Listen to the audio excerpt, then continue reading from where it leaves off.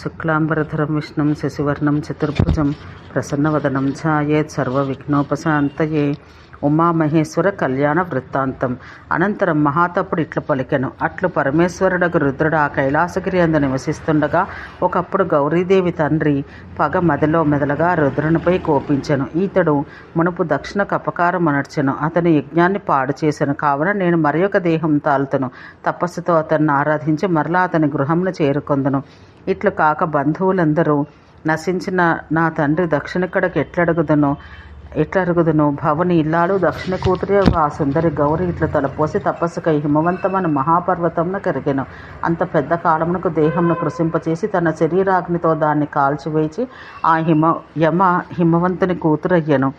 ఆ దొడ్డ వనిత ఉమాను పేరు తాల్చి కృష్ణాను వ్యవహారము కలిగి మిక్కిలి చక్కనైన రూపం తాల్చి హిమవంతుని గృహమున ఉదయించెను.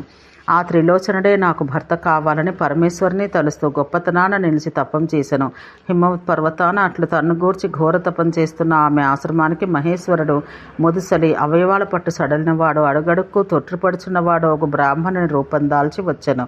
ఆ విప్రవరుడు అతి కష్టాన ఆమె ధరికి వచ్చి మంచిదాన బాపడను ఆకలి వేస్తున్నది, నాకు తిన్నటకు ఏదైనా పెట్టుము అని అడిగాను. అతడు ఇట్లు పలకగా శైలకన్య ఉమా బ్రాహ్మణునితో, ఓయి విప్ర, నీకు తిన్నటకు పండ్లు మొదలైనవి ఇస్తాను, వేగమే స్నానం చేయము, నీ ఇచ్చ వచ్చినట్టు అన్నం తినము అని పలికెను. ఆమె అట్లా పలకగా ఆ విప్రుడు ఆశ్రమానికి పక్కనున్న మహానది గంగకు స్నానం చేయగోరి అరిగెను. స్నానం చేయుటకై దిగెను. బ్రాహ్మణ వేషం దాల్చిన రుద్రుడు స్నానం చేస్తుండగా ఒక భయంకరమగు మొసలి మాయ వల్ల ఏర్పడెను. అప్పుడు ఆ విప్రుని ఆ చెడ్డ మొసలి పట్టుకొనెను. మిక్కిలి బలంగల ఆ మొసలికి పట్టుబడ్డ ఆ ముదుసలి తన్ను తాను మరి ఒక విధంగా ఆమెకు కనబడ చేయిచు, బాలా చచ్చి తిని పరుగున వచ్చి నన్ను ఈ క్రూరమృగం నుండి లాగుకొని పొమ్ము, ఏదో కీడు మూడకముందే నన్ను రక్షించాలి అని అతడు అట్లు పలకగా పార్వతి ఇట్లు తలపోసెను. తండ్రి అని హిమవంతుని మగడని శంకరుని తాకగలుగును. తపస్సు చేత పవిత్రత నొందిన నేను ఇప్పుడు ఈ బ్రాహ్మణుని ఎట్లు తాకజాలదునో. ఇప్పుడు నీటిలో మసలికి చిక్కిన ఇతన్ని ఇవరకు లాగకుందనేని నాకు బ్రహ్మహత్య చుట్టుకున్నంటలో సందేహం లేదు. ఇతరమైన తప్పిదమును అధర్మమును పోగొట్టుకోవచ్చు, బ్రహ్మహత్యా దోషం మాత్రం అట్లు పోగొట్టుకొనరానిదని తలిచి ఆమె వడిగా అరిగెను. అట్లా ఆమె వడివడిగా అరిగి ఆ ముసలి బ్రాహ్మణుని చేతితో పట్టుకొని నీటి నుండి లాగెను. అంతలో తన తపస్సుకు లక్ష్యమైన ఆ రుద్రుడే ఆమె చేతికి చిక్కెను. అతన్ని చూచినంత ఆ దేవి మిక్కిలి సిగ్గుపడెను.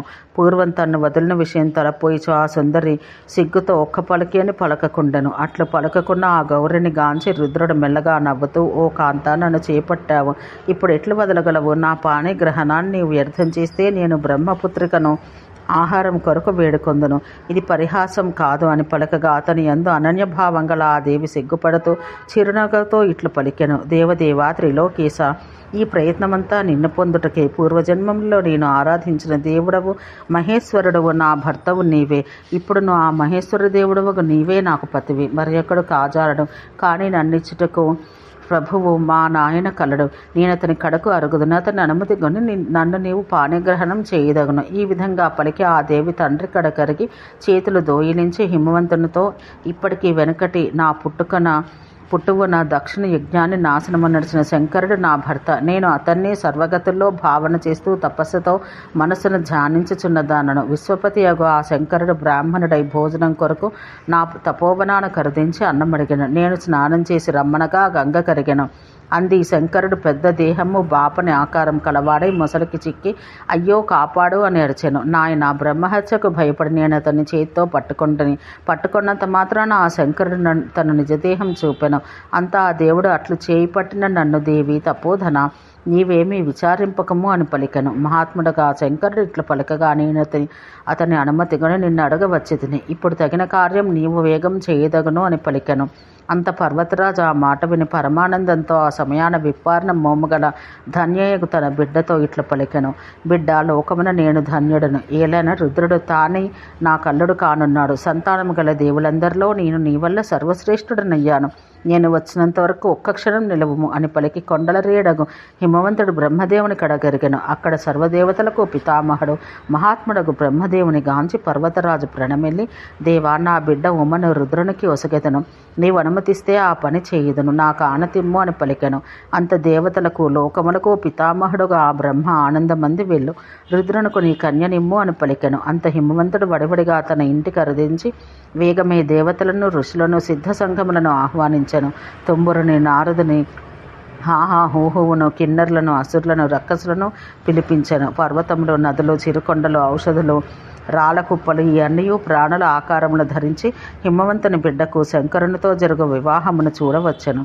అందు భూమియే పెండ్లి అరుగు, 7 సముద్రములే కలసములు, సూర్యచంద్రులే దీపములు, నదులే జలములయ్యను.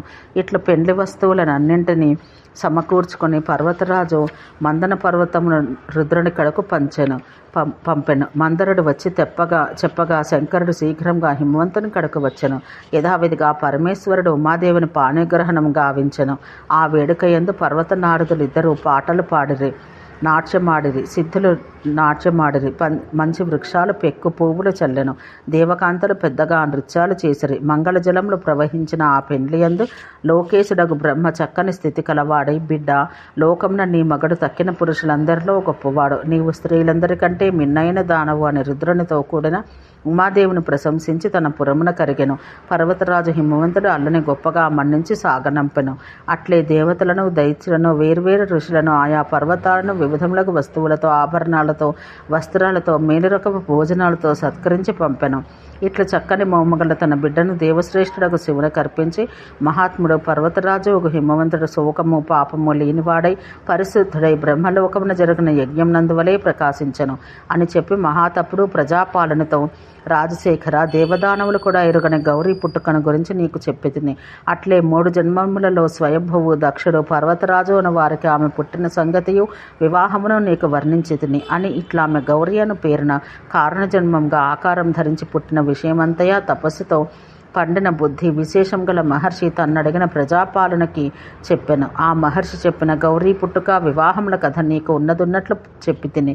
పార్వతీదేవికి సంబంధించిన ఈ వృత్తాంతమంతా తదియనాడు జరిగింది. కావున ఆ తదియనాడు స్త్రీ పురుషులు ఉప్పు తినటం మానివేయవలను.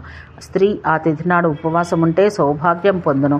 దరిద్రురాలకు స్త్రీ గాని, దరిద్రుడకు పురుషుడు గాని ఈ కథ విని తదియనాడు ఉప్పు తినటం మానినచో వారి అన్ని కోరికలు తీరును, సౌభాగ్యం కలుగును, ద్రవ్య సంపదలు, ఆరోగ్యము, కాంతి, పుష్టి ఎల్లవేళలా పొందుతారు అని పలికెను. ఓం శాంతి శాంతి శాంతి.